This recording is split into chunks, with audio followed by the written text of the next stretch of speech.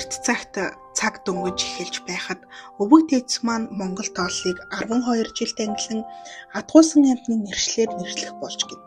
Тэгээд сүүлийн 11 амьтны нэрийг онож чадсан боловч 12 жилийн хамгийн ихний жилд ямар амьтны нэр өгөх вэ гэтэл Тэмээ Хулгана хоёр нэрээ оруулахаар булаацалтан тэмцэлдэж гин.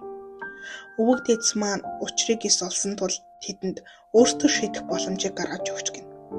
Тэр хоёр удаах өдрийн өглөөний мандах нарны улаан туяаг хэн төрүүлж үзсэн 12 жилийн эхэнд ногдохоор болж мэлзээ тогтоож гин. Тэмээ нар ургах зүүн зүг харж нар мандахыг хүлээж зогсов. Хулгана харин Тэмээний бүхэн дээр гарахыг гуйхад толгой минь бөхөөсөө өндөр билээ хэмээн бардамнан бүхэн дээр гарахыг зөвшөөрөв.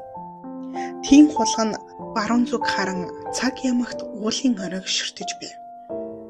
Цаг урсаж нар мандах мөч болоход ургах нарны анхны туяа баруун уулын оройд туссанд Хулгана нарны туяаг төрүүлж үзлээ хэмээн хашгирчээ. Тэмээ мэлзээгээ алдсандаа уурсан Хулганыг дэвсэж алах гэж оролдон дөрвтэй хөдөлтөл Хулгана овоолсон үнсэн дагуур гүйн орж эм хорогдож гин. Тэр цагаас хойш Тэмээ үнс асгасан газар харах бүртээ өстөн тайсан болсон Хулганыг бяц дарах санаатай үнсийг дэвсэлж хөргөдөг болсон юмсан ч.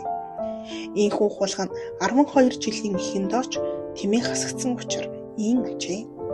Гэвч Тэмээ 12 жил багтаагүй боловч 12 жилд багтсан бүх амьтны шинжийг цөмийг бидээ агуулсан байдаг ажээ. Уг шинж нь хулган чихтэй, үхэр гизтэй, бар тавхтай, туулай хамартай, луу биетэй, могой нүдтэй, морин дэлтэй, хонин ноостой, мичин бүхтэй, дахиа өрөвлөгтэй, нохой гуйтай, гахай сүлтэй ажээ.